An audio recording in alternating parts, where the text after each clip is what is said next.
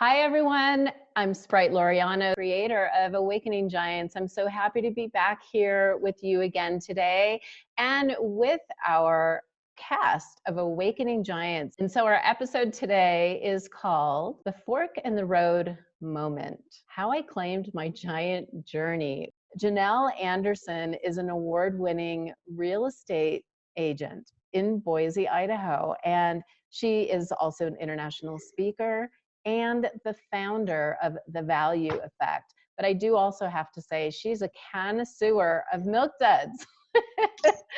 And Janelle, share with us today your fork in the road moment. Thanks for being here. Thank you so much. You know, a fork in the road, when you picture that in your mind, it's you can see it. I had a whole cutlery set. I had forks, knives, spoons. I mean, I had spatulas coming at me. It was crazy for years. And then I got to this moment where I was basically voluntold that I needed to do stand-up comedy. I thought, this chick is crazy. I'm not doing that. And all my friends are like, Janelle, have you met you? You could stand there and read the phone book and we would laugh. And I thought, okay, that's cute. That's nice. Ha ha. Yeah, I crack myself up all the time. And, I'm okay. But then someone called me out on it. And what ended up happening is I got told, oh, we're going to do a variety show. And I thought, no problem. Sing, dance, do a skit, make a funny. Okay, great. In between that, I had an interview with Sprite, this woman I was told that I needed to have a conversation with because there's this thing going on called Awakening Giants. And at first, when I heard about it, I thought, oh, that's way beyond me. Like, those people are in a completely different league. Like, I'm not qualified to run with that tribe. Like, wow. And then I thought, wait a minute. What about me? Why not me? And so I had the expectation of, if this is meant to be, it's all going to work out. God, if you want me to go to New Zealand and be raw and vulnerable and real with a whole bunch of people I don't know and have it all filmed, there you go. So I'm already kind of in this zone now. I'm thinking, yeah, okay, why not me? It's kind of where I'm swirling around. 2 months after the interview, I end up on stage for the first time in 25 years. See, I'm actually a professionally trained drama queen. I literally have a degree in it. I was so freaked out. I called my best friend out of state and I said, I've got a Visa card and I'm not afraid to use it. I need you to go to the airport right now. Tell your husband he's got to take care of the kids. In 23 years of friendship, I have never asked you for anything. I need you right now. And God bless her, Karen got on a plane and okay, missed her flight and everything, but thank God for credit cards sometimes, and made it here and held me and coached me and reminded me of who I am and that it was going to be awesome. I'm going to get back on stage and I'm going to be me. Because now remember, this is stand-up comedy. So I'm writing my own content. I think it's funny. Like I said, I crack myself up all the time. But then you start judging yourself. You start backpedaling. Well, what if my sense of humor isn't appropriate? I think it's funny as hell, but somebody else may be offended by it because, everybody's offended by everything now. And there's a risk there. I'm a professional in this community. Can I really do this? Is this really going to happen for me? Now, remember, I'm still holding on to the yes that was just given to me by Awakening Giants. I get on stage. And I am so proud to say I crushed it. Even the professional comedians that were there come up to me and they were like, who the hell are you and where have you been? Like, you need to do this. And I'm just like, whoa, slow your roll. And here's where I realized that I truly had passed a major fork in the road of my life. A couple days later, I absolutely had a complete cry breakdown. And I'm talking the ugly cry with like the gasping and the snot and the splotchy cheeks, not the, television cry. And I realized I had taken a part of me, a part of my soul, I put it in a box and I shoved it in the basement for 25 years. So when I got back out on stage, it was a part of Janelle that got to come back out into the light and live and play and be. So on one hand, it's like when you run into an old friend you haven't seen forever, it's like, oh my gosh, how are you? Oh my God, you look fabulous. I'm so excited to see you. On the other hand, I was mortified. I was humiliated that I had done that to her. I did that to me. I took a piece of who I was, who I truly am, and I put her away for 25 years. For what? What did that accomplish? Nothing. I could have been doing this all along. I could have been experiencing these soul journeys in parallel for the last 25 years, along with my professional life and my soul adventure life. They don't have to be separate, because everywhere you go, there you are. But here's what I learned. I had spent so many years getting back up. I had never learned how to climb up. I only got up when I got pushed down. I'm the goddess of positivity. You can't keep me down. You push me down, I get back up.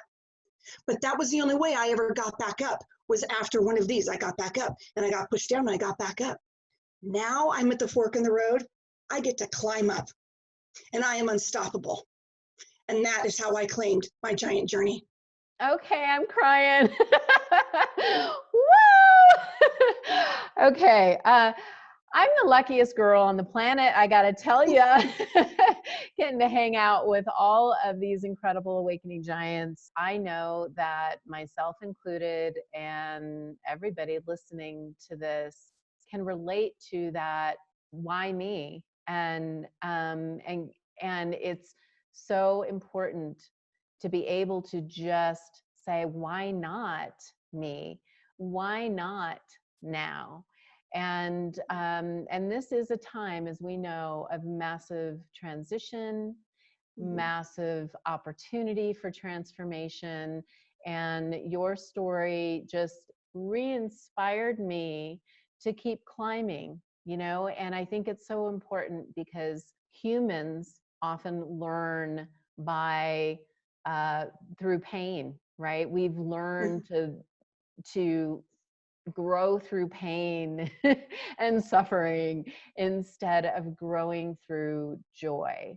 And it's, Right. I heard you share today, Janelle, is that your fork in the road moment is claiming I am growing myself through joy. And I just want to thank you for being that leader. And we call you Red Leader. We call you Red Leader because of your beautiful red hair. That's a very inspirational moment. I just want to thank you for sharing that with us today, Janelle. Thank you for the opportunity. As always, and you are so welcome. I can't wait to have you back on another episode coming up soon. Our next awakening giant today, I have to say I'm so excited to have her here today because she was our very first awakening giant. She was our first yes for this idea when we were still back calling ourselves change makers, is what we were first going to be, was the Change Makers show. And this goes back 3 years, and I'm just sharing this because it's so important for us all to remember those fork in the road moments. Might be having an idea, might be having a vision, it might be having a desire to do something that feels really big. We're never going to know the how when that happens. We're just never going to know it. And our upbringing, our training, society trains us to take the next step only when you see it. It's that safety and security type of living, not that soul adventure living like Janelle was sharing with us earlier. This woman that I'm about to introduce you to had every reason to say no, no, no, no, no to awakening giants because of what we were asking her to do in this location shoot. Gail, I'm just grateful that you're here. Gail Dixon is the founder of Masterful Messaging, and she's a speaker and an author, and she's a coach in heart-centered communication. And this is a woman who absolutely walks her talk. I'm so grateful to have you here with us, Gail. Oh, and I'm so excited to be here. It's so great to see and meet some of the folks who have come in the later trips and iterations of what was such a spark. We had no idea the fire that we were igniting when we started this whole journey. I'm very excited about that. I thought about my own fork in the road moment and how amazing it is that our bodies have a wisdom sometimes that our brains do not, in terms of what needs to change. The start of my fork in the road cycle wasn't really a moment, it was a cycle, was when I was standing up at a conference in my job, giving a speech, and I could no longer catch my breath to get the words out. Now, speaking was, and presenting at conferences was the way I made my living. And suddenly I couldn't do it. And we discovered that one side of my diaphragm was paralyzed and had no idea why. And several months later, the other side of my diaphragm became paralyzed. And I began to live life at the end of a 50-foot oxygen hose. And what I discovered then was that the way I talked to myself and about myself, about what was happening in my life, made all the difference in how I could handle my situation. I learned that our self-talk can be self-propelling or it can be self-sabotage. I also learned that what we think of as our normal is a constantly shifting reality. And that when we use language and get in the habit of a language to talk about who we are and what we are, often our reality goes far ahead of where our language is. And we don't change the words and change the story. And that's when we come up against suffering and dissonance and frustration. And I made a promise to myself and to God at the end of that oxygen hose that if and when I could live beyond that 50-foot hose, that I would do something different with my gift of communication. I would not do it in ways where I was speaking from the head and speaking other people's messages. I would do it in ways where I was speaking from the heart. I knew how precious the voice was, how precious the meaning and the message. I mean, I believe that before we're born, the divine whispers a message into our hearts. And it's the message we're meant to share with the world. It's the message that brings us in to that total union, the divine union. And we spent our lives finding ways to name that message. And what I knew was that as a speech major and a language major, I had been taught to hear and listen and to translate. I learned that I could hear people's hearts underneath their words. And so I knew that my work in the world was to help others know how to articulate the message that gave meaning to their lives. So when the opportunity to participate in Awakening Giants came not long after I got off that oxygen hose, I knew that I had something that needed to get to a much wider audience than I could do sitting in my small community network of women. I needed to be able to reach more people, to say you were meant to be a messenger.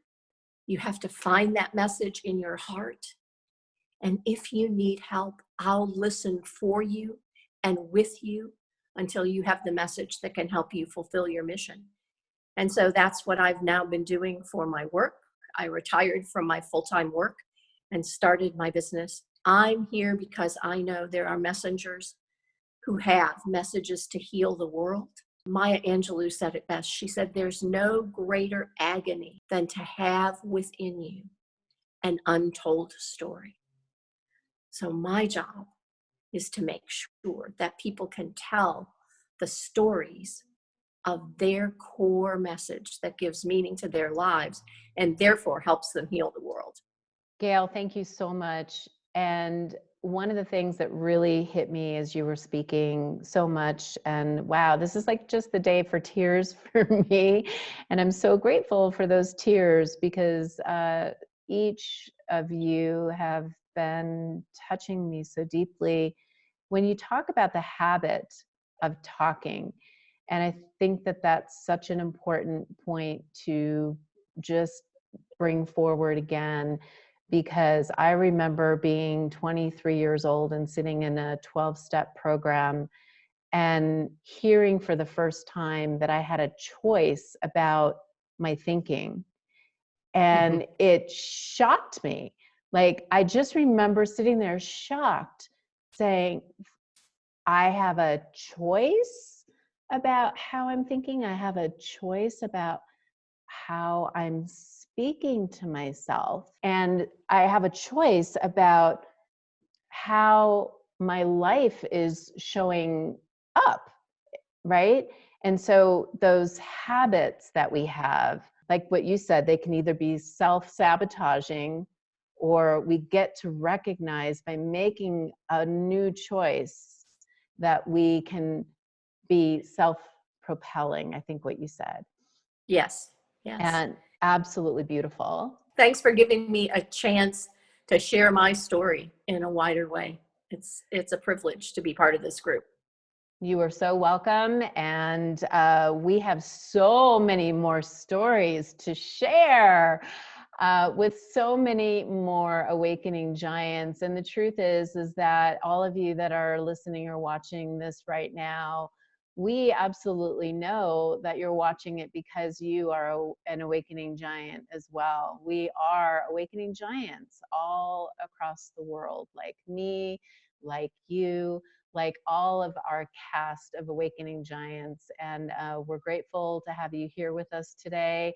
And this whole podcast, videocast series, A Giant Journey, what we're doing here is really sharing these tried and true tips from our cast of awakening giants that will inspire you to transcend to that next greatest version of you so that you can truly leave the positive impact that you're looking to, that you were meant to upon this beautiful planet of ours. So thank you for being here. Can't wait to see you again on our next episode. Come on back for more. If you have a question, comment down below. And if you have an idea for a future topic, please let us know. Also, while you're here, you might want to check out some of our other inspirational episodes. And please subscribe so you never miss a hot, juicy giant topic.